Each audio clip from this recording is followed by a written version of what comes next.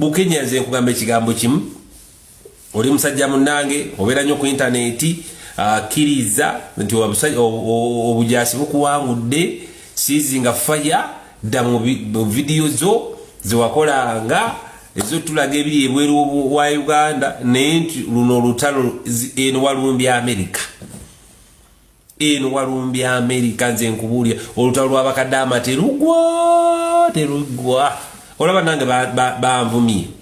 mbulo kuba nakukyaziza amajje twabadde wano ne ono nani ne Joseph ne Sara K n'abalala wano teyaluddeko nnyo ne twogeramuko wano nkedde ndabaga nange bantadde mu ntalo mbu bannange kitalo nnyo akayiringu kamukyaziza bannange omuntu alabe n'akayiringu ka TikTok kano kakabaata ako kayiringu kenyini kakyaziza ekisajja naye ekyo ekiwala ekimpisa akayiringu kennakikwatako ekyo kimutasala mwoya nze sinze nkigaana kikuze omwoya gujjulemu abaaya kimpisa akayiringu mbolokuba nakyaziza Bukenya kennakwata ku kiwala ekyo ate nkyetegereza nkikube ne screenshot wano nze gwe kiriko naabe emirundi 3 olunaku ninekuba ne deodorant mu nkwawo ebyo yambisala oluvannyuma lwa weeks 3 nze nandika werette n'ogwennyuma n'engumwayo kati tosobola kutandika kuŋŋamba mbu akayiringu kakyaziza Joseph Bukenya katusse busi mbu akayiringu kamukyaziza twali twamuzira dda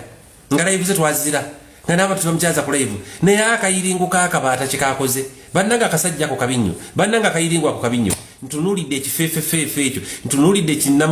kinnamagwatale ekyo nengamba kati kikitawanya baluddo kizina kati kikitawanya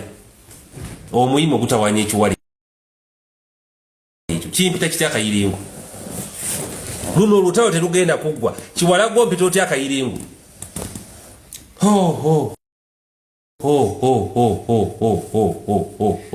haya basi luno olutalo terugenda kuggwa kati kubanga ekiwala kimpisa akayiringu nensoka ngenda mu video zange eziri wano ku TikTok ddala nendabira ddala nga nyinza okuba nfaananamu akayiringu nene nsoka neebuuza akayiringu ke kaki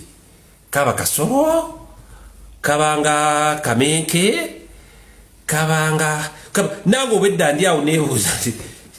nyinza okuba ddala nfaananamu akayiringu naye akayiringu kaki kaba n'amagulu 2 kaba n'amagulu 4 what is going on is kayiringu ompita otya akayiringu kiwala gwe luno olutalo terugenda kuggwa sigenda kuzikiza nze kankubuulire ngenda kakasa nti ekyo kiwala bakitikka bakize Uganda wano